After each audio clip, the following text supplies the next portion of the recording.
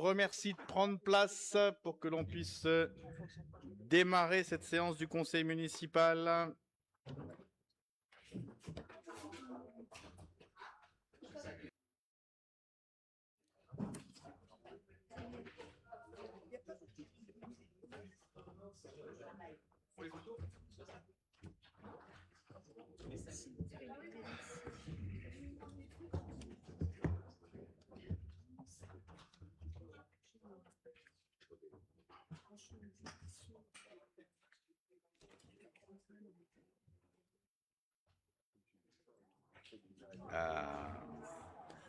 C'est mieux.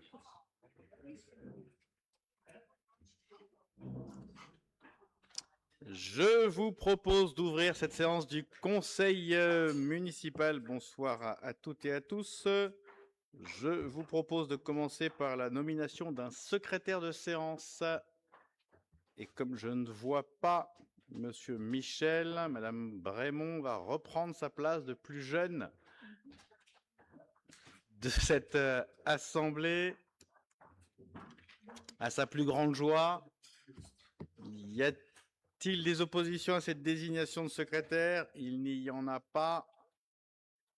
Je vous remercie. Nous avons reçu les procurations de Monsieur Richard, à Monsieur Delaveine, de Madame Magnier, à Madame Guillaume, de Madame Michel, à Monsieur Doucet, de Madame Albert, à Monsieur Dubanché, de Madame Carillot, à Madame Bourbroc, Madame Gemaille, à Monsieur Fogéa, Madame Amla, à Monsieur Namur. Et nous avons reçu les absences de Madame Guyot et de Monsieur Michel. Nous devons ensuite, approuver le procès-verbal du conseil municipal du 20 novembre 2025. Est-ce que Madame Thibert a remarqué une irrégularité? Habituellement, c'est elle, donc je lui pose directement la question. Non? Y a-t-il des oppositions à ce PV? Il n'y en a pas, il est donc adopté. Et nous devons approuver le PV du conseil municipal du 11 décembre 2025. Pas mieux?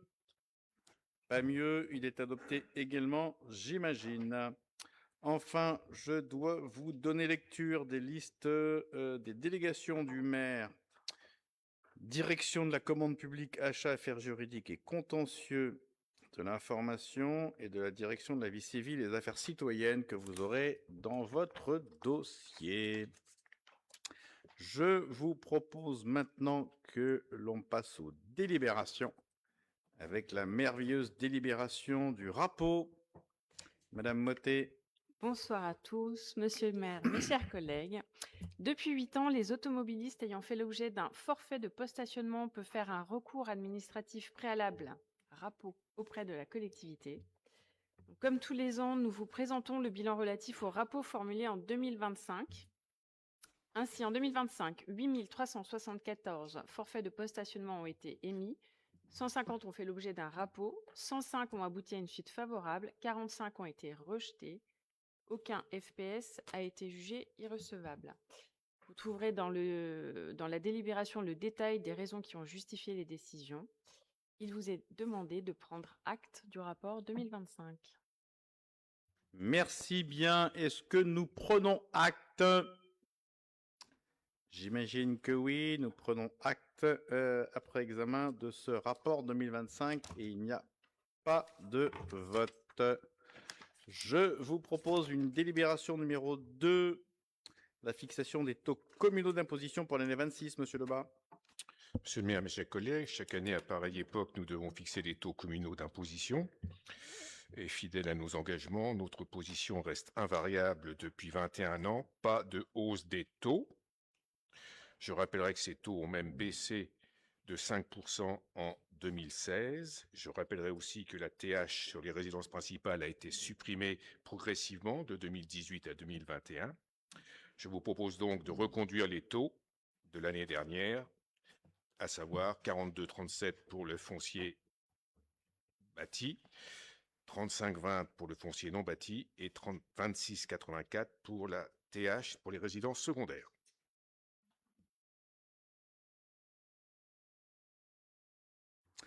Merci bien, Monsieur Lebas. Y a-t-il des questions? Monsieur Vatel.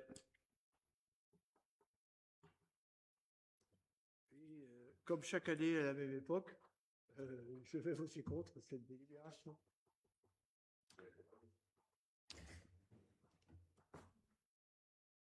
Merci bien. Y a-t-il d'autres prises de parole? Il n'y en a pas. Nous délibérons. Y a-t-il des oppositions?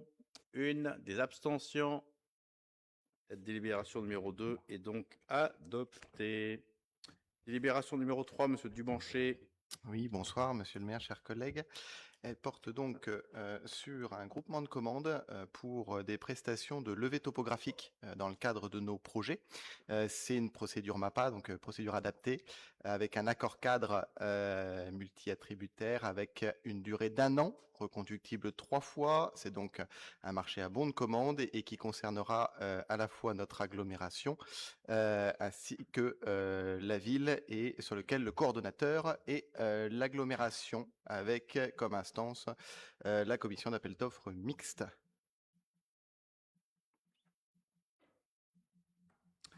Merci bien. Y a-t-il des questions? Pas de questions sur les relevés topographiques. Je suis surpris. Y a-t-il des oppositions? Des abstentions? Il n'y en a pas. La délibération est adoptée. La délibération numéro 4, Monsieur Dubanché, pardon, sur Connect Échelon. Alors, pour Connect Chalon, cette délibération, c'est pour un avenant. C'est le deuxième avenant à cette convention donc, du groupement de commandes qui existe déjà sur ce projet de territoire intelligent Connect Chalon et qui associe donc la ville, l'agglomération et plusieurs communes avec Fagnières et Saint-Martin. Il s'agit donc pas d'un nouveau marché, mais d'une modification du contrat, qui est donc un marché public global de performance. Les titulaires actuels donc sont Bouygues Énergie et Services Maximum et OnePoint. Et l'avenant numéro 2 a 3 objets. La première, c'est d'intégrer le contrat de gouvernance qui est en vigueur depuis le début de l'année 2025 entre la ville et notre agglomération. Ça permet aussi de modifier la périodicité des appels de fonds ainsi que une intégration de charges salariales complémentaires liées principalement à notre poste de commandement centralisé, dit le PCC. Et donc, ça reste le groupement de commandes qui court jusqu'en 2035. Y a-t-il des questions? Il n'y en a pas. Je vous propose de délibérer. Y a-t-il des oppositions? Des abstentions? La délibération est adoptée. Délibération numéro 5, Monsieur Dubanché. Eh bien, on revient à une délibération classique, comme on a vu sur la 3, puisqu'il s'agit d'un groupement de commandes, et ce coup-ci, c'est pour les diagnostics et inspections de nos ouvrages d'art, comme les ponts. C'est un marché qui arrive en continuité d'un marché existant et qui arrive à échéance, et donc il nous est proposé de le repasser de la même manière, en procédure adaptée, avec un accord cadre à bon de commande en fonction de notre programmation et de nos besoins. La durée serait de 1 an, reconductible à nouveau 3 fois, et donc exécution par bande commande avec comme membre à la fois la ville et l'agglomération, mais également toute commune qui serait volontaire pour rejoindre ce groupement. Et donc le coordonnateur sur ce marché-là serait la ville de Châlons. Et chaque membre du groupement de commandes gérera ses propres marchés, ses propres commandes, avec comme instance là, c'est un nouveau CAO mixte. Merci. Y a-t-il des questions? Pas de questions. Je vous propose de délibérer sur la 5. Donc, y a-t-il des oppositions? Des abstentions? Il n'y en a pas. La délibération numéro 5 est donc adoptée. Je vous propose de passer à la 6. Monsieur Doucet.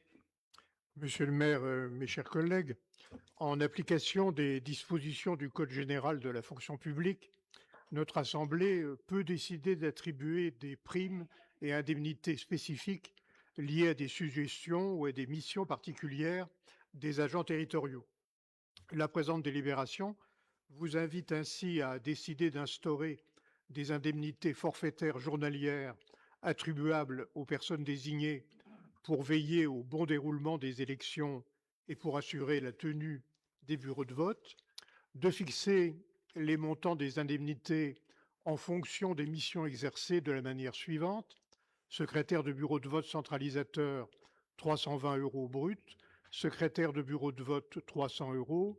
Assistant de bureau de vote en demi-journée, 150 €. Membre du bureau centralisateur, 400 €. Mission de contrôle des procès-verbaux, 75 €. Et enfin, de décider que la présente délibération s'applique à compter de la date à laquelle elle acquiert son caractère exécutoire. Les dépenses ont bien entendu été prévues au budget 2026. Je vous remercie. Merci. Y a-t-il des questions? Il n'y a pas de questions. Je vous propose de délibérer. Y a-t-il des oppositions? Des abstentions? La délibération numéro 6 est donc adoptée. La 7, ce Chauvière demande garantie d'emprunt. Monsieur le maire, chers collègues, Nov Habitat sollicite par courrier du 13 janvier et du 26 janvier 2026 la garantie de la ville de Châlons à hauteur de 100% pour des prêts de 670 000 € et de 2 200 000 € souscrits auprès de la Caisse des dépôts et de consignation et destinés à financer la réhabilitation de 24 logements collectifs situés 1 à 3 bis rue Guillaumet à Châlons et 60 logements collectifs situés 3 à 13 avenue du 29 août 44 à Châlons. Il est proposé, chers collègues, d'accorder les garanties d'emprunt et autoriser Monsieur le maire à signer les conventions afférentes ainsi qu'à signer et réaliser les actes relatifs à son exécution. Merci. Y a-t-il des oppositions? Pardon, y a-t-il des questions d'abord? Nous allons donc délibérer en l'absence de Madame Nicaise qui va sortir. Monsieur Lebas n'a plus à sortir, puisque vous avez probablement en tête qu'un texte de loi est passé récemment sur le statut de l'élu et qui désormais ne demande plus aux élus désignés par le conseil municipal de sortir à l'occasion des délibes. Donc, Monsieur Lebas n'aura plus à sortir, tout comme Monsieur Matt n'aura plus à sortir également. Et quoi qu'il arrive, de toute façon, comme c'est le dernier conseil municipal, pendant cette mandature, ils n'auront plus à sortir, quoi qu'il arrive. Et je vous propose donc, en l'absence de Madame Nicaise, qui elle est actionnaire à titre personnel, de délibérer. Y a-t-il des oppositions? Des abstentions? Il n'y en a pas. La délibération 7 est adoptée. Nous passons donc à la 8, Monsieur Janssen. Et Madame Nicaise peut rentrer.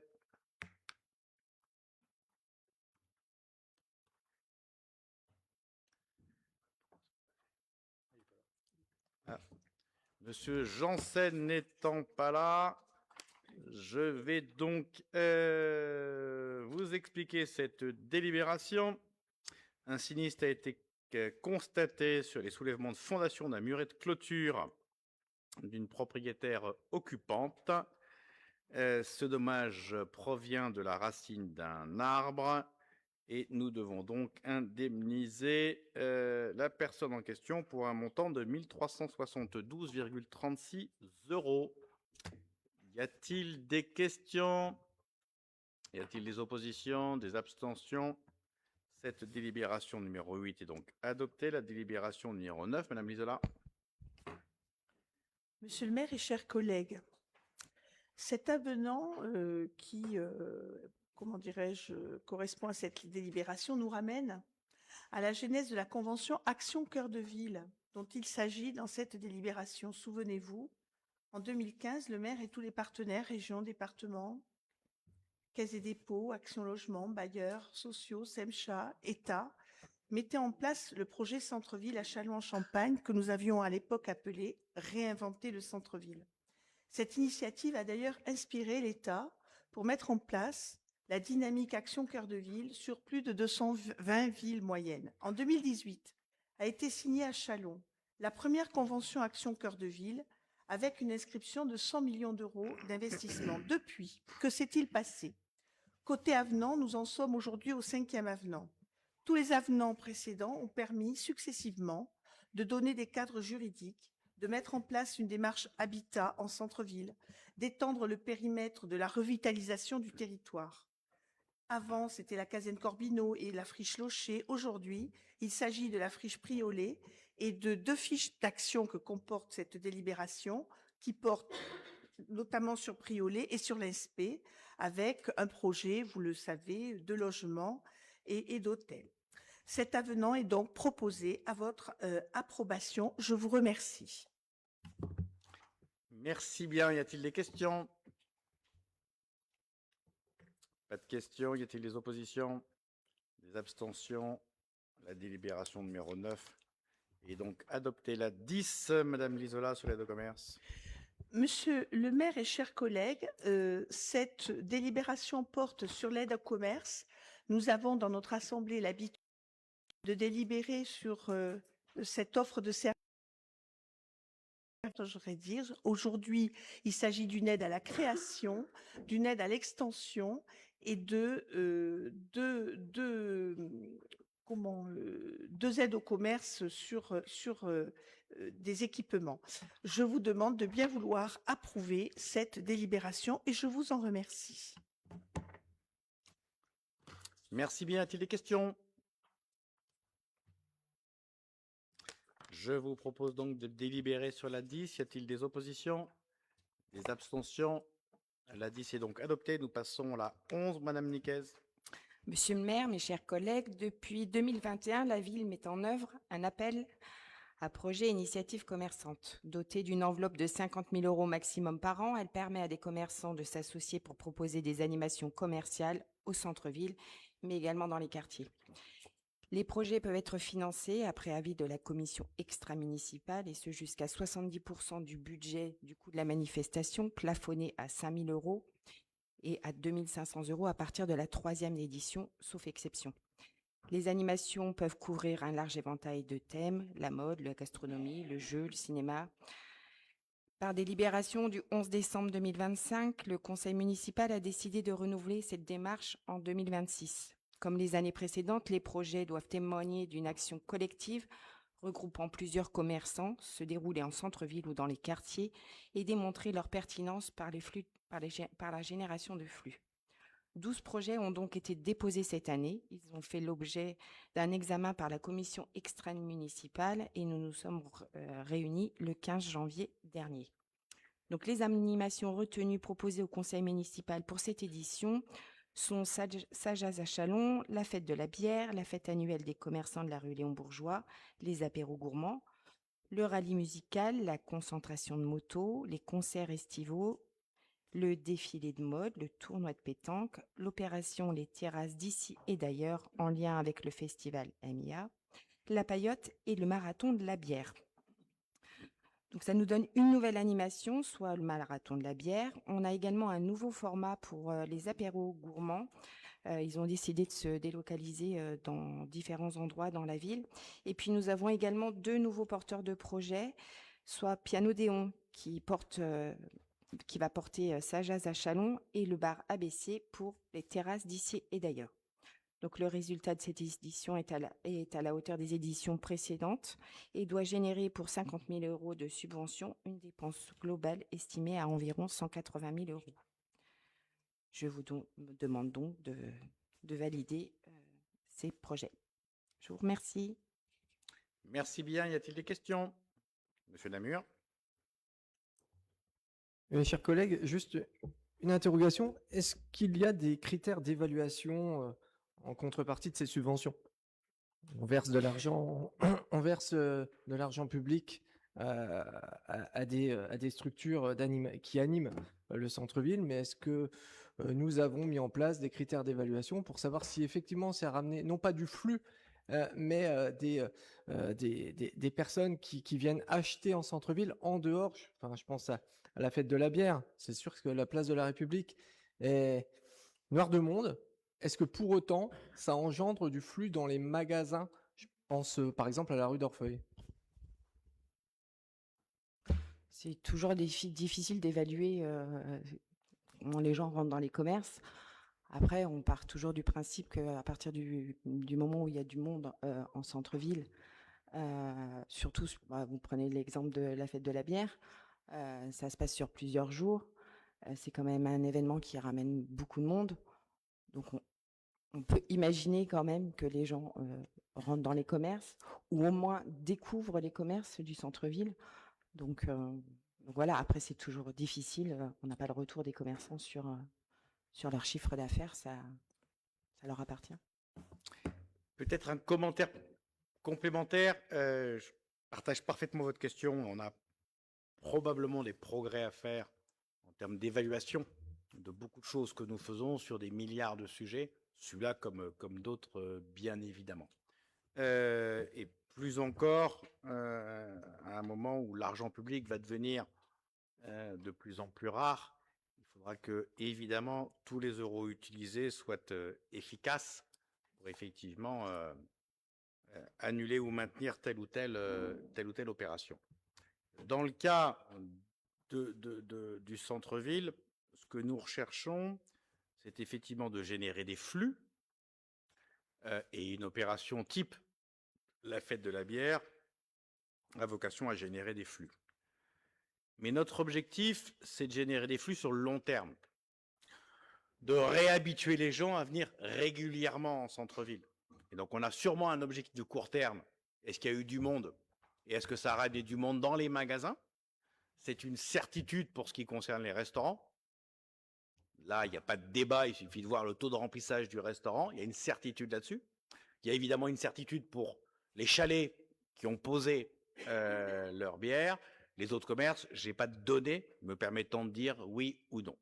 Ça, c'est un premier élément. Mais un deuxième élément, là encore, c'est en faisant 5, 10, 15, 20 manifestations que l'on réhabitue les gens à venir et à générer du trafic en centre-ville. Et ça, c'est un peu plus compliqué, évidemment, à évaluer, mais c'est aussi un des objectifs que nous poursuivons. Monsieur Vattel? Une remarque générale. Vous ne trouverez pas un seul commerçant qui dira que c'est embêtant que du monde passe devant sa boutique. Après, c'est à nous à faire rentrer les gens à l'intérieur, sauf si l'initiative a lieu quand nous sommes fermés, mais même quand c'est fermé, c'est utile. Après, pour quantifier le résultat immédiat, c'est impossible, mais c'est positif que des populations viennent en ville, en centre-ville, qu'ils y reviennent le cas échéant, c'est de toute façon positif. Je crois que je vais avoir, enfin nous aurons quelques-uns l'occasion de parler de ça demain d'ailleurs, je crois, mais ces initiatives peuvent peut-être être mieux évaluées, c'est probablement possible, mais bien du courage à ceux qui s'y mettront, parce que qui rentre dans un commerce, c'est pas un motif, c'est une multitude de motifs. Mais, non mais ceci étant, que les gens en passent, c'est bien. Même s'ils s'arrêtent, sauf quand ils ont bu trop de bière, ils ne s'en rendent plus compte, mais ça c'est un autre problème. Mais ils commencent par arriver en bon état en général. Donc, et bon. Le débat est doublement intéressant, parce qu'il est intéressant dans les deux sens. Nous avons souvent des interpellations, type celle que vient de faire Monsieur Namur, sur est-ce que l'opération a été efficace ou pas? Est-ce que ça a généré du trafic dans les commerces ou pas? Et puis on a aussi souvent la question inverse, l'interpellation inverse. Est-ce que telle manifestation, au hasard, je sais pas moi, le carnaval, au hasard, hein, qui bloque telle rue, qui bloque telle rue, génère à l'inverse un sous-trafic dans les commerces en question. À plusieurs reprises, nous avons été interpellés, Natacha comme moi, sur ce type de questions-là. Moi, j'ai souvent demandé à un certain nombre de commerces de pouvoir mener avec eux une forme d'évaluation qui serait de dire, prenons les 18 samedis qui viennent de se dérouler, et puis regardons si on a un pic de chiffre d'affaires d'un côté, ou à l'inverse, une chute de chiffre d'affaires de l'autre, notamment lorsqu'il y avait, je prends l'exemple du carnaval, est-ce que la fermeture de telle rue de 17h à 20h va générer ou pas une chute de chiffre d'affaires chez le commerce? Si on se compare par rapport à d'autres samedis ou au même samedi l'année précédente, ça doit pouvoir se voir. Donc à chaque fois qu'on m'interpelle, je demande ça. je n'ai jamais eu à ce stade les retours des demandes en question, mais je ne désespère pas qu'un jour on puisse, là encore, essayer sérieusement d'évaluer ce type de questions-là, parce qu'elles peuvent être impactantes en positif comme en négatif, et c'est toujours utile de le savoir. Est-ce qu'il y a d'autres questions, Monsieur Vattel? Enfin, je veux bien, mais effectivement, quand on ne peut pas passer devant un commerce, ce jour-là, c'est embêtant. Bon. Mais s'il y a du monde qui passe devant, quelque part, on peut retrouver cette gêne. Alors, quand c'est le carnaval, c'est les gamins, donc c'est pas pareil, mais ils ont des parents, donc c'est compliqué d'apprécier, même s'il faut peut-être chercher, hein, mais un chiffre d'affaires, ça se fait sur l'année, ça se fait pas sur un week-end. Hein, donc, moi, je suis circonspect sur la recherche des effets immédiats d'une initiative pour le chiffre d'affaires d'un commerce. En positif, peut-être, il peut y avoir une interrogation. En négatif, ça peut se voir. Il y a un certain nombre de commerçants dans cette salle actuellement qui l'ont été, et les commerçants regardent quand même, mais comme un indicateur très important, le samedi de l'année N versus le samedi de l'année N-1 pour comparer leurs éléments chiffrés. Et donc, ce sont des éléments qui peuvent être intéressants à avoir en connaissance pour effectivement mesurer les impacts à minima négatifs, parce que si effectivement ça génère chez 10 commerçants un impact négatif, il faut réinterroger, c'est légitime, l'opération que l'on mène. Encore faut-il évidemment avoir les données. S'il n'y a pas d'autres questions, je vous propose de délibérer donc sur la 11. Y a-t-il des oppositions? Des abstentions? La délibération est adoptée. La 12, Madame Brémond. Monsieur le maire, chers collègues, comme vous le savez, les associations chalonnaises contribuent activement à la vie locale, à l'intérêt général et à la construction du lien social plus que jamais essentiel. Afin de permettre à chaque association de pouvoir continuer à démontrer son implication dans le bien vivre ensemble et à mettre en valeur ses actions, il est primordial de continuer à accompagner le monde associatif par un subventionnement public.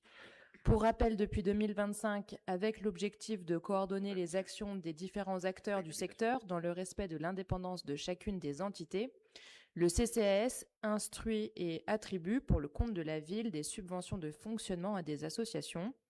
Aussi, il vous est proposé d'attribuer les subventions municipales présentées en annexe pour l'année 2026. Je vous remercie. Merci beaucoup. Y a-t-il des questions? Monsieur Castillo.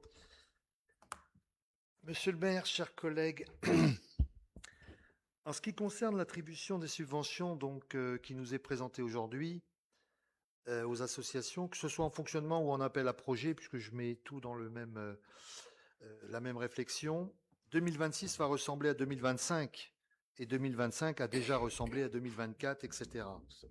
Si l'on regarde de plus près, quelques chiffres, nous avons en 2026 une baisse globale de 2,6%. 176, je les ai comptés, associations ont sollicité une aide au fonctionnement, soit environ 45% de celles qui sont référencées, environ 400 associations. Nous avions la même proportion en 2025. D'ailleurs, ce chiffre de 40% pourrait nous interroger. Plus largement, depuis 2020 et le début de votre mandature, les subventions aux associations ont diminué de 16%. Si l'on considère une inflation depuis 2020 de 15%, faites les comptes. Le monde associatif chalonnais, près de 400 associations, tous secteurs confondus, a perdu une grande partie non négligeable de ses moyens de fonctionnement.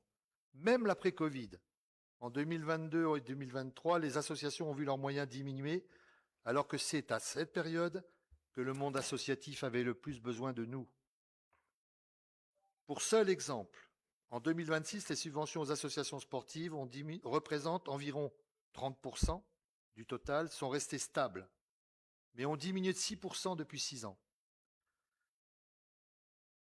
Nous regrettons que la gestion en bon père de famille n'a pas profité au monde associatif chalonnais. Si l'on rajoute à cela le bilan de l'état de certaines structures et des besoins, des attentes de beaucoup d'associations, le constat est limpide, il y a un écart important entre les déclarations d'intention et la réalité. Même si les propositions que vous faites aujourd'hui ne sont pas à la hauteur des enjeux, nous voterons bien sûr cette délibération au profit de nos associations sur le territoire. Merci. Merci. Y a-t-il d'autres questions, Monsieur Vatel? Oui, alors bon, alors, les uns vont nous dire qu'ils sont les plus beaux et les plus forts. Ça va les rassurer. D'autres vont dire que c'est pas terrible et ils ont raison. Ça pourrait être pire, c'est sûr, surtout si c'est avec le Parisien qui est candidat à Châlons, là. Bien évidemment, il est possible de faire mieux. Nous sommes plusieurs listes à penser qu'il est possible de faire mieux et qu'ils feront mieux, je l'espère. Ceci étant, compte tenu de la date où nous sommes, je ne veux pas développer outre mesure ce débat-là, puisque les Chalonnais vont nous dire dans quelque temps ce qu'ils en pensent, et nous pourrons revoir le cas échéant, ou continuer en fonction de ce qu'ils décideront, les aides qu'on va transmettre aux associations. Comme je sais que je vais convaincre personne ce soir, je vais, enfin dans cette salle, pardon, je pense qu'on ne va pas renverser la majorité ce soir. C'est un peu tard. Les seuls mouvements qui pouvaient exister entre la droite et le centre, c'est déjà fait. Donc je vais voter les subventions à titre conservatoire. Voilà. Je vous savais conservateur, mais pas à ce point-là.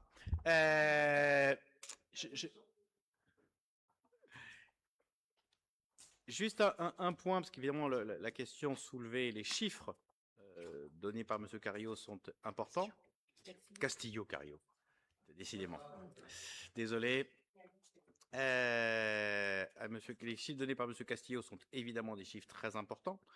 Et ils sont d'autant plus importants que c'est, regarde de ce que vient d'évoquer Dominique Vatel, des éléments qu'il faut porter à la connaissance, évidemment, du public pendant ces périodes où on réclame leur suffrage. Alors effectivement, nous communiquons sur aucune baisse de subvention. Vous nous donnez des chiffres qui sont radicalement différents de ce que nous évoquons. Donc moi j'aimerais bien, mais de toute façon quand je dis sérieuse, c'est pas du tout une remise en cause, hein, avoir vos données. Parce que rappelez-vous, à plusieurs reprises, on a eu des changements de périmètre. Et donc à plusieurs reprises, on vous a dit, tiens, cette année, il y a moins 100 000 de moins, mais c'est un changement de périmètre, etc.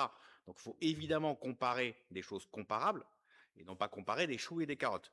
Donc, je veux juste qu'on essaie d'objectiver les données, pour qu'on puisse combattre, parce qu'on peut avoir des positions divergentes, il faut plus et au moins il faut pareil, mais encore faut-il qu'au moins sur les constats et sur la réalité de la quantification de quelque chose, on soit d'accord.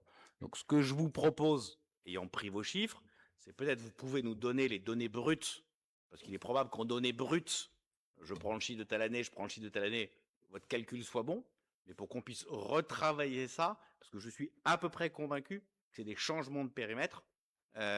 Typiquement, j'ai un exemple en tête, mais à plusieurs reprises, on a baissé de façon assez drastique, et je pense qu'ils sont dedans, la subvention du CCAS. Ils sont dedans? Non, ils sont une délibération à côté? Bon, donc j'avais celui-là en tête, mais on a pu effectivement faire des évolutions de ce type-là qui ont pu donner des périmètres différents. Donc on va faire très vite cette vérification de périmètre pour qu'effectivement on puisse vous répondre sur le chiffre entre guillemets qui paraît le plus juste par rapport aux données que vous avez évoquées. Y a-t-il d'autres remarques ou questions? Je voulais juste dire Pardon, allez-y. Pardon, excusez-moi. Ce que vous dites est parfaitement juste. Effectivement, les chiffres bruts ne veulent rien dire. J'ai essayé de reprendre depuis 2020 pour avoir une base de départ l'ensemble des chiffres, avec effectivement des modérations possibles. Et effectivement, c'est ni le lieu ni le moment, parce que sinon on va y passer la soirée, de rentrer dans ce détail-là. Mais vous avez parfaitement raison. Parlons de ce qui est objectivement Alors, je vous donne un exemple que vient de m'envoyer par texto Clémence Brémond. On a eu une variation de moins de 57, je ne sais plus quelle année, puisque, par exemple, le projet Microfolie, qui est porté par une structure associative, on l'a internalisé, donc il n'y a plus de subvention, mais la somme existe toujours. Et puis, nous avions 2 associations. Je pense par exemple, j'imagine que c'était lorsqu'on les a internalisées au CCAS. J'imagine par exemple, c'était, comment ça s'appelle, l'Office des seniors et je ne sais plus quelle était la seconde, le CLIC peut-être, qui était porté par des associations. Elles ont été internalisées au CCAS, donc la subvention a disparu. Et donc mécaniquement, la somme consacrée aux associations en volume global a diminué à due concurrence. Voilà des exemples de ce type-là, de changements de périmètre qui peuvent expliquer un certain nombre d'éléments. Monsieur Girardin, pardon. Oui, merci beaucoup, monsieur le maire. Alors effectivement, on peut peut-être vous donner le point sur la stabilité. Voilà, on vient d'écouter votre échange, mais il n'en demeure pas moins qu'il y a quand même une inflation qui a été forte, de 15%, qu'on voit des associations qui ont vu leur subvention n'absolument pas augmenter durant cette période, à des moments où les charges ont vraiment augmenté, les charges d'électricité et tout ça. Donc effectivement, peut-être qu'il y a une stabilité des subventions dans plusieurs secteurs, mais cela dit, au vu de l'inflation, il y a quand même eu des difficultés pour nombre d'associations. C'est effectivement un... Pardon, Monsieur Castillo. Oui, alors, 2 exemples. Effectivement, l'année dernière, par exemple, il y avait une augmentation de 2,50, je ne sais plus combien, qui correspondait effectivement ponctuellement à la subvention ponctuelle qui avait été faite au CNAC pour le projet dont on avait parlé en son temps. Donc ça, voilà, c'était pour... voilà. Par exemple, Musique sur la ville n'a pas eu une augmentation, un centime d'augmentation depuis 2020. Si on considère l'inflation, comme je l'ai dit, à peu près 15%, on peut considérer que les moyens qui leur sont alloués ont diminué en masse. En 2022, on a une augmentation globale de l'ensemble des subventions de plus 20%. Alors j'ai cherché, effectivement, ça correspond à la subvention qui avait été accordée de 456 000 € à Planète A. Et l'année d'après, on a le même phénomène sur l'autre partie de la subvention qui correspondait à 400 000 €. Et l'année suivante, on a effectivement une augmentation de 30%, parce qu'on n'a plus ces 2 subventions sur 2 années.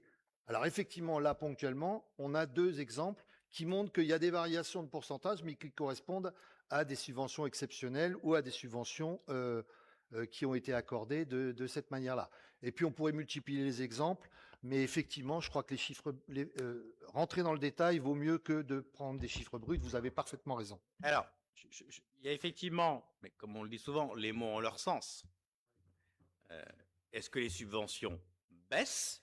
Une subvention qui baisse, elle était à 100 €, elle passe à 95. Ça, c'est une baisse de subvention. Et puis, il y a effectivement un autre sujet qu'a évoqué M. Girard, qui est très juste, qui est l'équivalent de la notion de pouvoir d'achat associatif.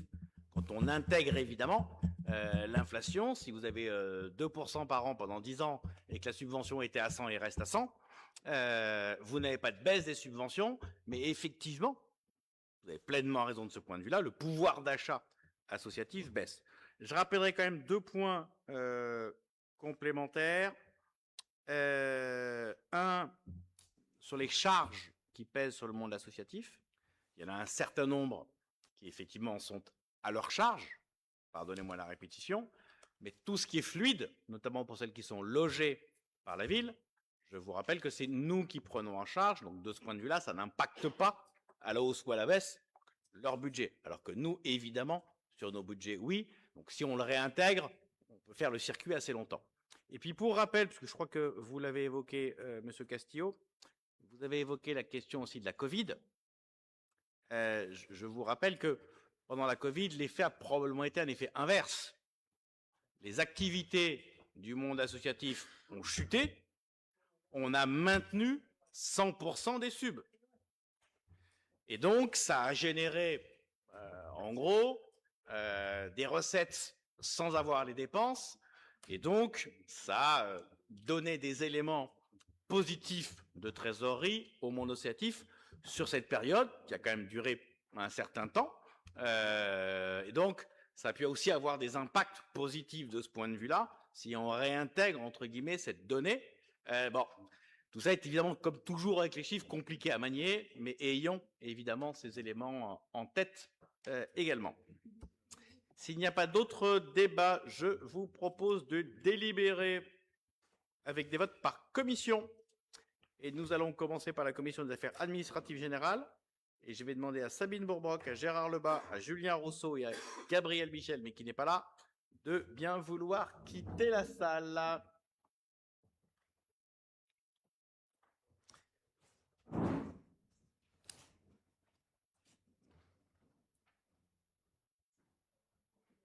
Monsieur Lamure. Non, juste vous rappeler que Georges Castillo sortira pour l'association du Mont-Héry. Oui, c'est le cas. C'est noté. Je l'ai. Je vous propose donc de délibérer pour la commission des affaires administratives générales. Y a-t-il des oppositions? Des abstentions? Il n'y en a pas. La délibération est donc... Enfin, les subventions pour cette commission sont donc adoptées. Monsieur Rousseau, Monsieur Lebas et Madame Bourbroc peuvent revenir. Nous passons maintenant aux affaires culturelles, sportives, jeunesse, vie associative. Et je vais demander à Monsieur Deliège, à Monsieur Castillo et à Monsieur Doucet de sortir.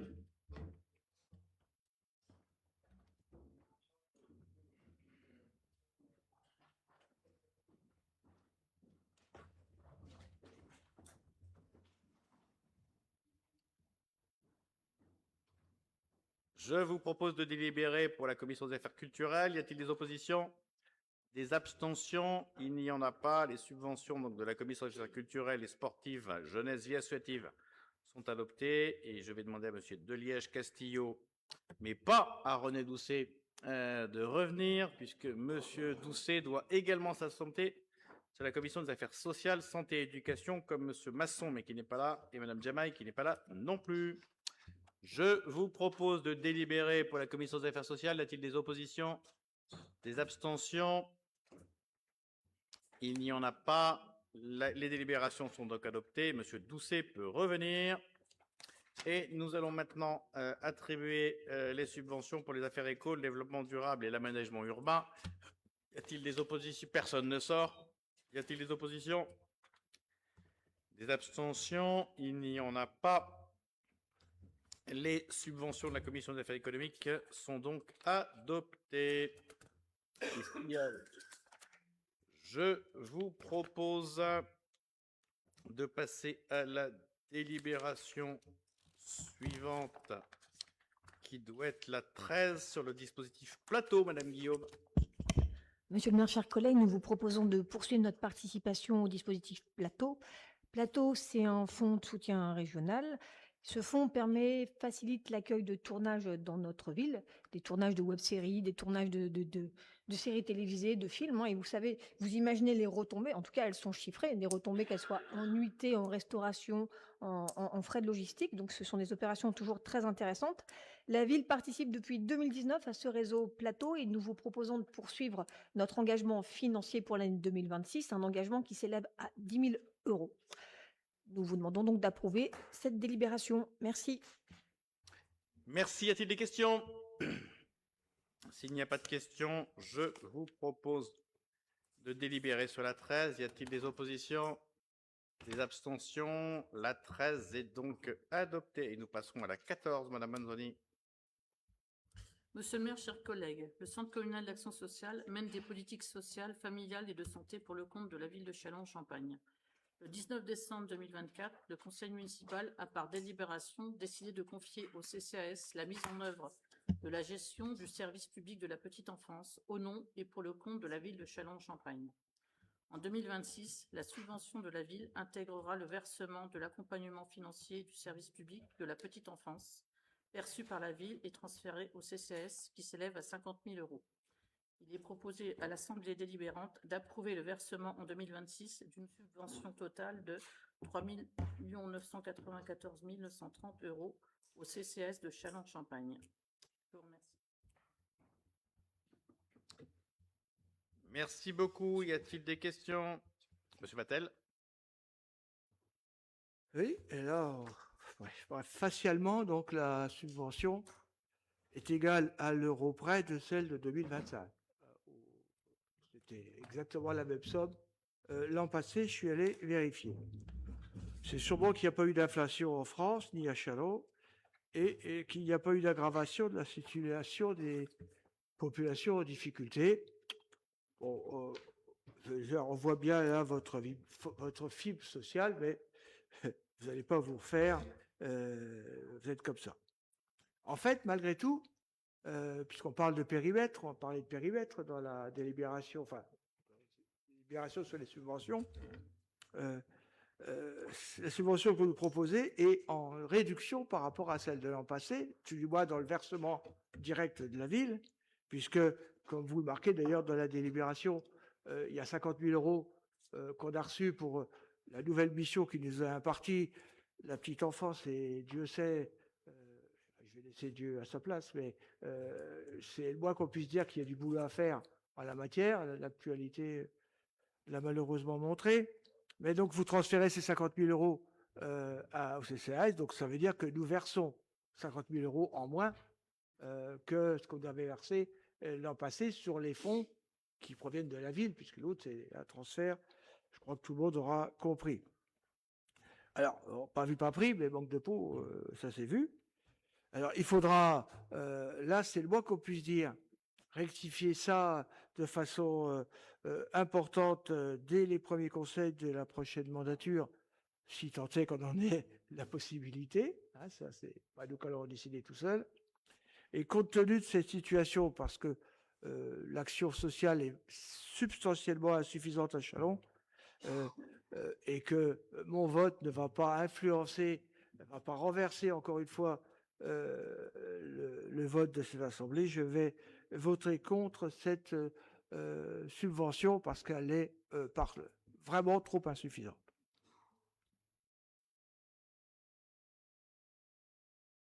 Merci. Alors, peut-être une petite précision, Monsieur Vattel. Si vous reportez à la subvention de l'année dernière, il y a un différentiel de 50 000 euros. Non, il y a 50 000 euros d'écart entre la subvention cette année et la subvention de l'année dernière. On vient de le vérifier à l'instant. On vous passera le document officiel à la fin du conseil sans aucune difficulté. Donc, il n'y a pas de tour de passe-passe au regard des 50 000 euros que vous avez évoqués. Il n'en demeure pas moins que même débat que tout à l'heure sur les questions d'inflation. Et effectivement, à partir du moment où la subvention est identique et qu'elle ne prend pas en compte l'inflation, de ce point de vue-là, votre raisonnement est juste. Je me permettrai simplement peut-être d'ajouter un complément d'information. Vous avez probablement en tête les uns et les autres que notre CCAS est un très gros CCAS et qu'il a des missions qui dépendent d'autres activités que les nôtres. Il a des missions qui correspondent aux compétences municipales, notamment à la petite enfance. Il a des compétences sociales qui se rapportent plutôt aux compétences du département et il est subventionné pour ce faire par le département ou par l'État. Et puis il a des missions, notamment pour le foyer oxygène, qui sont des compétences pur État déléguées au CCAS. Nous avions, depuis de très nombreuses années, des difficultés importantes pour faire prendre en charge dans les subventions sociales du département, mais principalement celles de l'État, nous avions des difficultés très importantes pour prendre en charge ce qu'on va appeler les frais généraux du CCAS dans le cadre de ce type d'activité-là. La rémunération du directeur général, de ses adjoints qui vont passer 12% de leur temps sur telle mission, mais qui n'étaient financés que par la ville et très peu financés par les autres partenaires. On a progressé de façon assez considérable pour prendre en compte ce type de mission-là. Deuxième élément, c'est ce qu'on va appeler la recherche, quelque part, de nouveaux financements. On a réussi à être plus efficace en la matière. Deuxième élément, comme pour beaucoup d'établissements, on commence à voir les impacts sonnants et trébuchants de la politique d'économie d'énergie que nous avons développée il y a Connect Châlons, mais surtout liée au réseau de chaleur, qui génère des économies dans le budget de fonctionnement du CCAS, qui lui permet de maintenir ses prestations sociales, voire de les augmenter, sans pour autant peser sur le budget de la ville de Châlons. Mais surtout, rappelez-vous un point qui est très important. Nous finançons, nous, pour ce qui nous concerne, avec les 3 millions, les presque 4 millions qu'on est en train d'évoquer, nous subvençons une partie finalement assez relative du CCAS. Je vous rappelle que le budget global de notre CCAS, c'est 15 millions d'euros. 15 millions d'euros, là on parle de 4 millions. Donc il y a 11 millions d'euros de financement qui viennent d'ailleurs. Et que l'ensemble des dépenses sociales portées par le CCAS s'élève à 24 millions d'euros. Donc on a quand même, vous voyez, un écart considérable entre l'action du CCAS et la part qui revient aux compétences de la ville, 4 millions d'euros, puisque c'est ce que nous payons au CCAS. Donc il faut manier tout ça là encore avec un peu de prudence si on veut s'approcher de quelque chose qui soit à peu près juste. Voilà les points que je voulais évoquer en réponse. Monsieur Vattel. Oui, alors, j'ai bien reçu le document que j'ai pas vu qui m'avait amené, mais enfin, j'ai bien vu le document qui justifie votre propos. Je lis ça malgré tout. La délibération de l'an passé, on a décidé d'attribuer la subvention de 3 940 930 euros. Bon, c'est-à-dire exactement la même somme, mais j'ai pas lu les paragraphes précédents, donc vous avez peut-être pas forcément tort pour une fois. Ce que je peux dire également, c'est que vous faites part des relations avec d'autres financeurs, le département, l'État. Pour une fois, je vais être d'accord avec vous que les politiques sociales du département et de l'État soient insuffisantes. Je suis d'accord avec vous. Là, il n'y a pas de problème. Il ne me semble pas avoir dit ça, mais si vous voulez ça. l'interpréter comme tel. J'ai compris ça. Bon, mais je ne pensais pas l'avoir dit comme tel. Mais voilà, c'était sous-entendu. Y a-t-il d'autres questions? S'il n'y en a pas, nous délibérons. Y a-t-il des oppositions, des abstentions? Une abstention, pardon. Une opposition. Pardon, excusez-moi. L'opposition de Monsieur Vattel, donc. Des abstentions? Il n'y en a pas. La délibération 14 est donc adoptée. La 15, Madame Cheyer. Oui, par cette délibération, il vous est proposé d'approuver la programmation d'appel à projet 2026 qui contenait 51 actions ont été déposées, 40 ont été retenues, 15 actions pour la ville pour un montant de 52 000 euros, 60 000 euros pour l'agglomération sur 4 thématiques, émancipation, emploi, transition et tranquillité dans les quartiers. Donc si vous l'approuvez, vous permettrez au maire de valider ces conventions et de verser aux associations qui sont dans le dossier les subventions dès le printemps qui arrive. Merci. Merci bien. Y a-t-il des questions? S'il n'y a pas de questions, je vous propose de délibérer. Y a-t-il des abstentions, des oppositions? La délibération numéro 15 est adoptée. La 16, Madame Audin. Monsieur le maire, chers collègues, il s'agit d'une délibération habituelle concernant une servitude au profit d'Enedis sur des parcelles de la ville. Dans le cadre de renouvellement du réseau haute tension en souterrain, Enedis a sollicité la ville afin d'établir une servitude de passage sous les parcelles cadastrées BT 108, lieu-dit Maréchal Leclerc, et la mise à disposition d'une emprise sur la parcelle cadastrée BD 241, lieu-dit Les Viviers, appartenant à la ville, pour un montant de 40 et 300 euros. Il nous est demandé d'approuver ces deux conventions et d'autoriser Monsieur le maire à signer les actes authentiques. Merci. Merci bien. Y a-t-il des questions?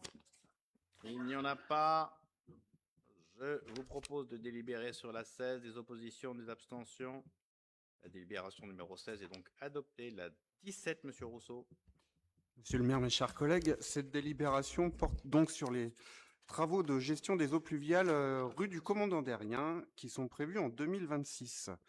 Bien sûr, la communauté d'agglomération assurera donc la maîtrise d'ouvrage et son financement. Et la participation financière de la ville sera portée conformément au règlement à hauteur de 50% du reste à charge. À savoir que le reste à charge est de 67 000 euros. La part de la ville sera de 33 500 euros. Voilà, je vous demande de bien vouloir approuver la convention. Merci. Y a-t-il des questions? S'il n'y a pas de questions, des oppositions, des abstentions, la délibération 17 est adoptée. Nous passons à la 18, Madame Marghetti. Monsieur le maire et chers collègues, cette délibération numéro 18, c'est une demande d'avis sur le projet de construction de 2 nouvelles cellules de stockage sur le territoire de la commune de Saint-Martin-sur-le-Pré par la société Siliceo. La société Siliceo, dont le siège se situe rue Charles-Marie Ravel à Saint-Martin-sur-le-Pré, a présenté une demande le 29 août 2025 pour la création de 2 nouvelles cellules de stockage soumises au régime de l'enregistrement de la nomenclature des installations classées pour la protection du patrimoine. La demande a été jugée recevable. Donc, enquête publique par arrêté du 4 décembre 2025. Le préfet a prescrit l'ouverture d'une enquête publique du 5 janvier au 2 février 2026 inclus. Le dossier est consultable. Il vous est demandé d'émettre un avis sur le projet de création de ces 2 nouvelles cellules de stockage par Siliceo. Merci. Oui, merci, monsieur le maire. Chers collègues, avons-nous l'avis de la commune de Saint-Martin? J'imagine qu'ils ont délibéré. Avis favorable de la commune de Saint-Martin. Parfait. Y a-t-il d'autres questions? Je ne participe pas au vote, monsieur le maire. Ah, monsieur le maire, pardon. Y a-t-il pas d'autres questions? Je vous propose de délibérer. Y a-t-il des oppositions? Des abstentions? Donc, monsieur Dubanché, monsieur Matt ne participent pas au vote. Et donc, notre avis est favorable. Délibération numéro 19, pardon, monsieur Guillemot. Oui, monsieur le maire, chers collègues, dans le cadre du projet de renouvellement urbain du Verbeau, il a été décidé de créer un espace fédérateur entre l'école Paul Lapie et le groupe scolaire Sainte-Thérèse du Verbeau par l'aménagement d'un jardin paysager offrant aux écoles des opportunités en termes de temps pédagogique. Pour sa mise en œuvre, l'association diocésaine de Châlons avait consenti à la ville un bail amphithéotique que nous avions signé le 15 février 2018. La destination de ce bail est l'exploitation d'un espace fédérateur entre les écoles, Paul Lapie et Sainte-Thérèse du Verbeau, mais également vers les habitants du quartier, avec l'aménagement d'un jardin pédagogique partagé. L'espace était initialement fermé et clôturé, cependant, en raison de dégradations répétées, notamment sur la serrure et la clôture, afin d'en forcer l'accès, la municipalité a décidé de laisser le site ouvert de manière permanente en ne réparant pas systématiquement le portillon d'entrée. Depuis, cet espace n'est plus utilisé conformément à sa vocation première. Il fait l'objet d'usages détournés et ces pratiques génèrent un sentiment d'insécurité pour les habitants, relevé à plusieurs reprises par les acteurs de terrain et les usagers. Afin de garantir une utilisation conforme à l'objet du bail amphithéotique et de prévenir ces usages détournés, il convient de formaliser les conditions d'utilisation du site au moyen d'un contrat de prêt à usage. Il est donc proposé qu'un contrat de prêt à usage soit conclu entre la ville, les écoles, l'association diocésaine et l'association au cœur du Verbeau pour une durée de 5 ans, dont 1 année de test. Dans l'organisation de ce jardin pédagogique partagé, aucun jour ni créneau horaire n'est imposé.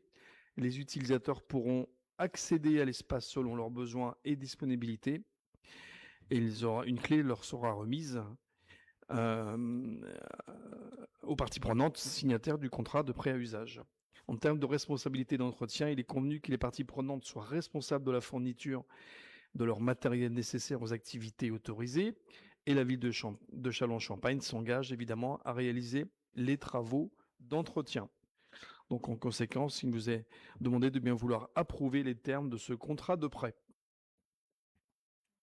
Merci bien. Y a-t-il des questions sur cette dernière délibération? Dernière délibération à double titre, puisqu'il s'agit de la dernière, évidemment, de notre conseil municipal, mais également de cette mandature. Est-ce qu'il y a donc des observations? Il n'y en a pas. Des questions non plus. Nous délibérons. Des abstentions, des oppositions, pardon, des abstentions. Il n'y en a pas. Elle est donc adoptée. Je dois vous donner lecture de la liste des communications et vous avez un état des garanties d'emprunt au 2 février 2026. J'ai les murs. Monsieur le maire, je ne sais pas s'il est d'usage, en tout cas, de dire ce que je vais dire, mais au nom de mon groupe, je tenais à saluer l'engagement des élus qui ont fait le choix de ne pas se représenter ou d'être tout simplement en fin de liste, parce qu'au-delà de nos différences, nous partageons tous cette volonté de servir notre commune, de servir les Chalonnais. Cet engagement demande du temps, de l'énergie, vous le savez bien. Et pourtant, nous avons parfois débattu, bataillé avec conviction, mais c'est ce que l'on appelle aussi la démocratie locale. Je tenais donc à vous adresser un remerciement sincère et respectueux pour votre investissement.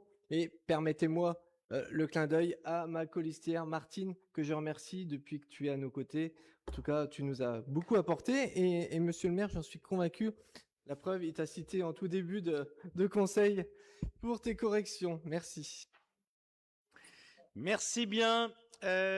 Nous sommes effectivement, on l'a évoqué à l'instant, à la dernière séance de conseil municipal de cette mandature.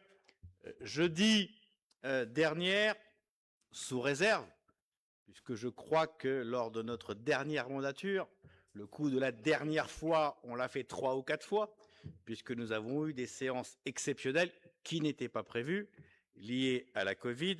Nous n'allons évidemment pas souhaiter de réitérer l'exercice d'avoir 3 ou 4 dernières fois. Et donc, il est probable qu'effectivement, cette séance soit la dernière. Je voudrais à mon tour, évidemment, remercier l'ensemble des élus qui sont présents ce soir et ceux qui, malheureusement, ne pouvaient pas être avec nous et les remercier très chaleureusement à mon tour pour leur engagement. Chacun sait qu'être élu municipal est un engagement fort, un engagement chronophage, évidemment parce qu'il y a ces séances du conseil municipal, mais qui sont précédées par des séances de commission, qui sont doublées des commissions et des conseils communautaires. Donc c'est un engagement officiel important. Et puis il y a tout le reste, tous les autres engagements qui sont demandés aux élus en termes de présence dans des conseils d'administration divers et variés, et qui évidemment demandent beaucoup de temps des uns et des autres, avec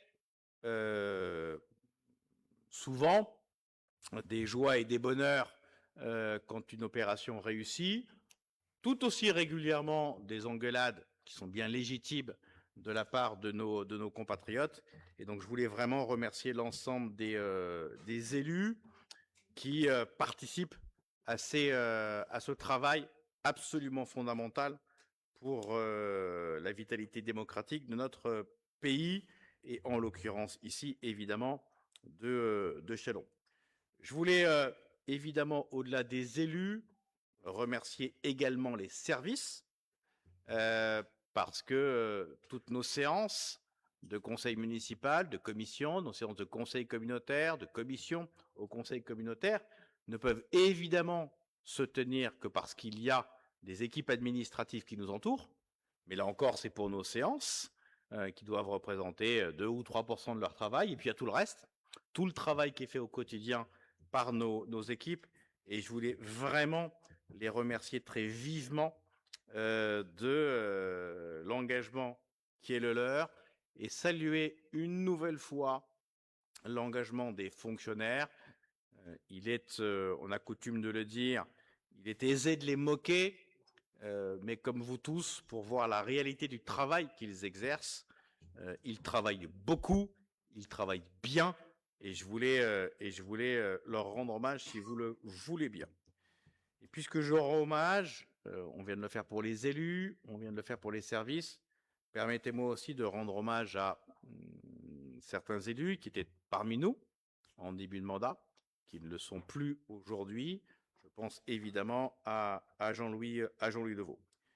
Et puis rappeler qu'on a eu une mandature pour le moins atypique, qu'elle a commencé avec la crise Covid, gros atypisme, et puis que nous avons évidemment la crise ukrainienne et la crise énergétique.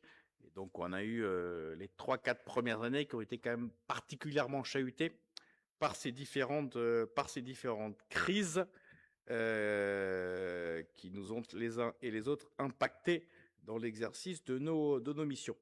Voilà, moi, ce que je voulais vous dire, évidemment, ce soir. Je voulais, à mon tour, féliciter, évidemment, tous ceux qui ont choisi de ne pas se représenter ou qui ne seront pas présents sur les différentes listes, même si nous ne connaissons pas encore toutes les listes, donc pas simple de forcément citer tous les noms. Mais je voulais évidemment à mon tour les remercier particulièrement et vous dire qu'on a tous été très heureux de travailler ensemble. On s'est de temps en temps engueulé, c'est normal, mais globalement, on a, je trouve, une humeur au sein de ce conseil municipal qui est plutôt saine, avec un fonctionnement qui est plutôt bon, avec un respect mutuel qui est également bon, me semble-t-il. Et je voulais vous en remercier les uns et les autres. Et je vous souhaite évidemment aux uns et aux autres une bonne campagne électorale pour les semaines qui nous restent. Je vous souhaite une bonne soirée et évidemment une bonne soirée à la centaine de téléspectateurs qui nous suivent.